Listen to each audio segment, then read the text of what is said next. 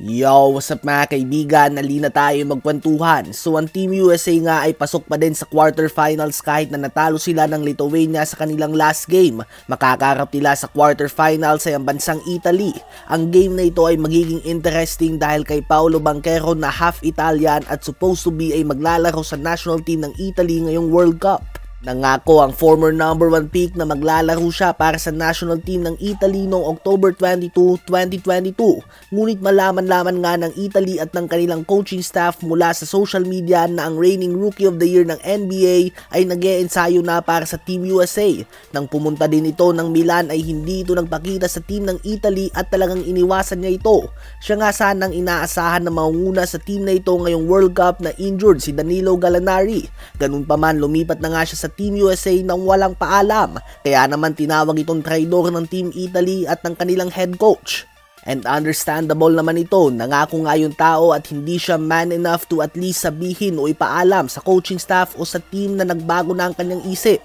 Ang pangit nga dito ay nalaman ng Italy ang balita mula sa mga balita at hindi kay Paolo mismo. Kaya naman ang game na ito ay isang game kung saan gustong ipakita ng Italy na hindi nila kailangan si Paolo Banchero. Just imagine kung malaglag nga ng Italy ang Team USA. Other than this would be a very big upset and back-to-back World Cup sila na matatalo sa quarterfinals. Nakakahiya nga ito kay Paolo Banchero kung sakali. Ano ba masasabi nyo tungkol dito? Ngayon ay tumungo naman tayo kay Kai Sotto. Ang 7'3" Filipino phenom ay nagkaroon nga ng up and down performance sa World Cup. May ibang games na effective talaga siya, ngunit may iba naman na makalat lang ang kanyang pinapakita at hindi siya makakuha ng mga offensive rebounds at makasabay sa depensa. Ganun pa man sa Asian basketball nga ay walang duda na kaya niyang magdomina kung mabibigyan siya ng tamang sistema at madaming playing time. Ganun pa man, mukhang alanganin nga ang pwesto ngayon ni Kai Sotto bilang Asian import sa Japan B-League.